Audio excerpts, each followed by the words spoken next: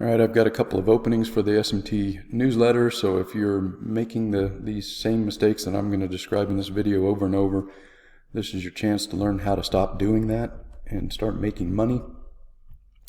Obviously, the time to buy was down here as gold was putting in this, what I believe is an intermediate cycle low. And then I caution people to not get too cute with this, to just hang on and let the move progress. And the people that listen to me have made a lot of money. Once we got above 2,000, and late in the daily cycle, we get into the danger zone here where the cartel is going to pull out all the stops to try and prevent gold from making that third test of the all-time highs. Let me widen this chart a little bit. All right, so once gold went above 2,000, we get into the danger zone here. The rule is the more times you knock on the door, the more likely the door is going to open. So it was critical for the banking cartel to try and stop this move from testing these all-time highs again.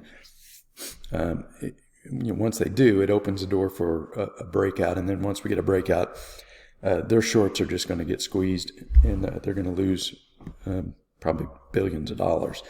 So we've known all along that this was a risk, and I warned traders last week that you got to get off leverage at this point. And this is exactly what most people, is the opposite of what most people do. The longer this goes up and up, and I saw this in the comments in the premium newsletter, people were wanting to know if now was a good time to buy more. And the answer, of course, was no. Now was the time to get off leverage and get positioned so that you can, not lose all of your gains when we get our first move into our first daily cycle low. So if you started to leverage up at this point where your emotions were giving you the all clear and your fear of missing out was strong, and then you get caught with that leverage as we move down into this first daily cycle low, what happens is you end up giving back all of your gains. And of course, there were a lot of people that missed, at least the first half of this rally.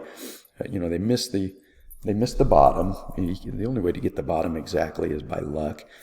And then they have the memory of this move down into the intermediate cycle low, so they're a bit timid, and so they're wanting to take profits either early on any overbought condition, or they fail to pull the trigger down here, and then they can't pull it into the overbought condition.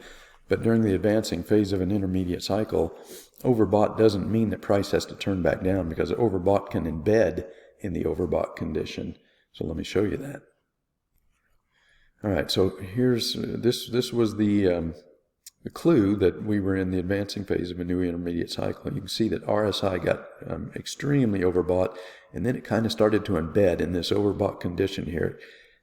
None of the pullbacks were able to drive the RSI back down to oversold. Now, in the advancing phase of a new intermediate cycle, these oversold conditions don't last very long. They are your buying opportunities when price does get oversold, because it doesn't generally stay oversold for very long. But what happens is people are too timid to pull the trigger down here. They wait until their emotions give them the all clear. And then once you start to get that fear of missing out, then this is where they want to pile on the leverage, assuming that it's going to just continue to go higher and higher. And as I said, once we got above 2,000, the banking cartel was at extreme risk of getting caught in a short squeeze, extreme risk of a third test of those all-time highs. So you got to be prepared for an attack at this point. And that's what we've got this week. And we've also got options expiration expiring on Friday, I believe it is. And so, you got to be prepared for something like this. Now, granted, I think this is probably the last attack that's going to work for the cartel. I think we're going to get our daily cycle low here pretty quickly, not today, but maybe by Friday or Monday. And then we'll start the next leg up, and that leg will test those all-time highs, and that's the point at which there is risk that the gold completely breaks the price suppression. The cartel is stuck in a huge short squeeze, and then we're beginning the bubble phase in gold in earnest.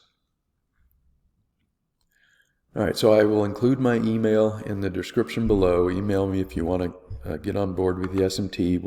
I'll try and call this daily cycle low as close as I can in real time, and then that's the point where you want to get in heavy. And if you want to use a little bit of leverage, the spot to do it is at the bottom of a daily cycle correction, not after the rally has run 30 days, and then you get caught in one of these temporary tops, and you end up riding that leverage down into the daily cycle low, and you panic sell, and then you've ended up losing money because you bought high with leverage, and then you sold that leverage low.